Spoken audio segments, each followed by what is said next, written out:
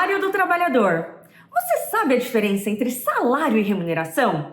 E o que isso impacta nos seus rendimentos? Xiii, mano! Você já imaginou como era o mundo antes da moeda? Sem dinheiro, o mundo encontrou maneiras diversas como métodos de remuneração. A troca, por exemplo, era uma espécie de pagamento pelos serviços prestados. Na Idade Média, utilizar bichos, vacas, porcos, cabras como formas de pagamento era muito comum. Receber após exercer alguma atividade é algo que começou lá atrás, há milhares de anos, galera. A origem do pagamento pelo trabalho é algo muito antigo. Mas e a palavra salário? De onde veio? A origem do vocabulário vem justamente de um desses produtos que era utilizado como forma de pagamento pelo serviço prestado, o sal. No Ocidente ficou muito famosa a base salarial ser pensada pelo sal. Especificamente, salarium vem da palavra salarium, do latim no Império Romano, que deriva da palavra sal. Isso porque o sal foi um produto muito apreciado pelos romanos, porque ele tem algumas propriedades muito específicas. Primeiro, porque ele é excelente para a cicatrização de feridas e também para a conservação e dar gosto aos alimentos. Exatamente por isso, o sal foi considerado um alimento sagrado, uma dádiva da deusa Salos, a deusa da saúde. E aí vem a palavra salário, exatamente porque os soldados romanos recebiam como pagamento. Depois o sal passa a ser uma base de cálculo para estabelecer o pagamento pelo serviço prestado pelo trabalhador. E essa é a origem da palavra sal, galera. No Brasil, na década de 30, iniciou-se a discussão sobre o salário mínimo. Antes da promulgação da CLT, ainda em 1940, mais precisamente no dia 1º de maio, passou a vigorar o Decreto-Lei 2162, que fixou os valores do mínimo. 3 anos depois, em 1943, a CLT definiu o conceito de salário mínimo como contraprestação mínima devida e paga diretamente pelo empregador a todo trabalhador, inclusive ao trabalhador rural, sem distinção de sexo, por dia normal de trabalho capaz de satisfazer, em determinada época e região do país, as necessidades normais de alimentação, habitação, vestuário, higiene e transporte. Olá, eu sou a doutora Shimano, advogada trabalhista,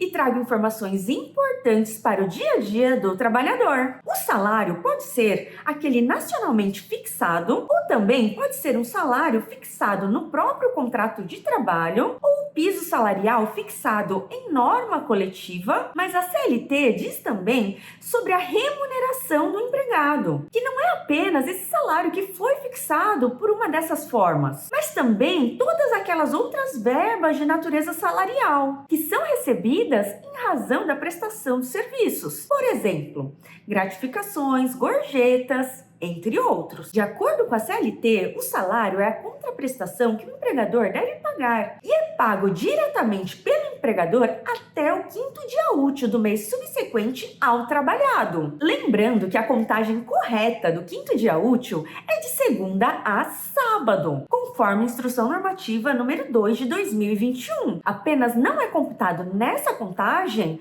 os domingos e feriados, se houver. Então, o sábado é considerado sim como dia útil para fins de pagamento. Agora você me pergunta, e se o funcionário não trabalha no sábado? Mesmo assim, o sábado entra nessa contagem? Independentemente se o trabalhador trabalha aos sábados ou não, o sábado é considerado como dia útil para fins de pagamento, portanto, deve ser considerado para a contagem do 5º dia útil. Além disso, o Tribunal Superior do Trabalho já invalidou cláusula de convenção coletiva que estabelecia data diversa do 5º dia útil para pagamento de salário. Portanto, nem mesmo a norma do sindicato pode alterar o 5º dia útil. Assim sendo, é obrigatório o pagamento do salário dos trabalhadores até o 5º dia útil do mês subsequente ao trabalhado. Em caso de descumprimento, a empresa pode ser autuada e multada.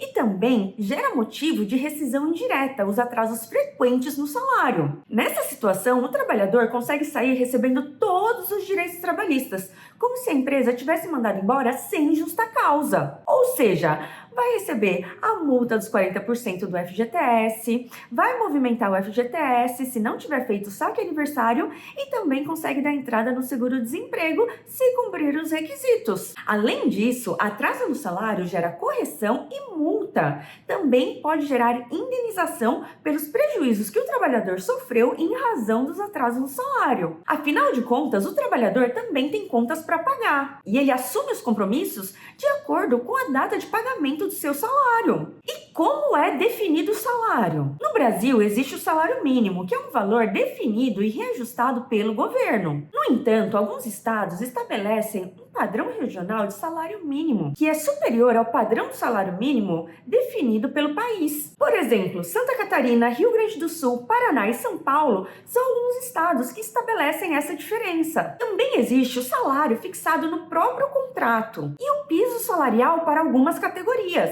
estipulado por lei ou por norma coletiva. Além disso, é muito importante saber a diferença entre salário e remuneração. A remuneração são todos os rendimentos que o funcionário recebe, ou seja, todos os benefícios combinados no contrato de trabalho, como ganhos extras e o próprio salário. A remuneração pode ser estipulada de acordo com a forma de trabalho exigida pela empresa, sendo caracterizada pelo adicional noturno, horas extras, adicional de insalubridade, periculosidade, gorjetas, gratificações, comissões, entre outros. Esses recursos fazem parte, por exemplo, da base de cálculo das férias, do 13º, da sua rescisão. Um ponto importante é que a reforma trabalhista estabeleceu que, embora de forma usual, os prêmios e as ajudas de custos não contemplam a remuneração do trabalhador. Isso significa que essas verbas não são consideradas para o cálculo do 13º, férias, rescisão.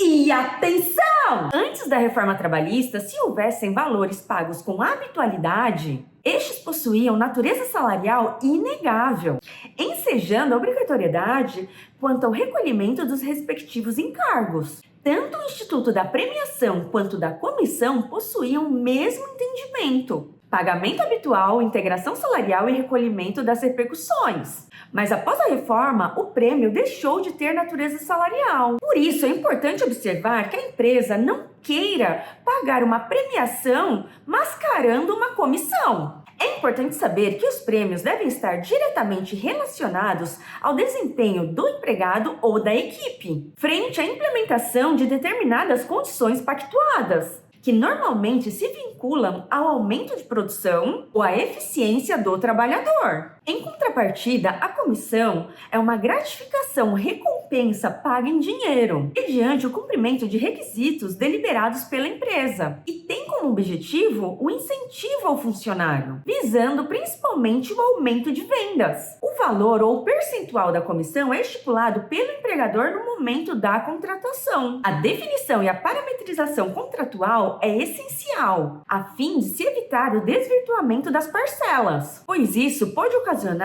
um passivo trabalhista enorme para a empresa. Para que fique bem claro, a comissão está diretamente ligada aos parâmetros de venda, ou seja, às metas. Já a premiação pode decorrer, dentre outros fatores, por ultrapassar as metas estipuladas, ou seja, aquilo que é ordinariamente esperado. Gostou do conteúdo? Não esquece de se inscrever no canal e de me seguir em todas as redes sociais. Te aguardo no próximo vídeo!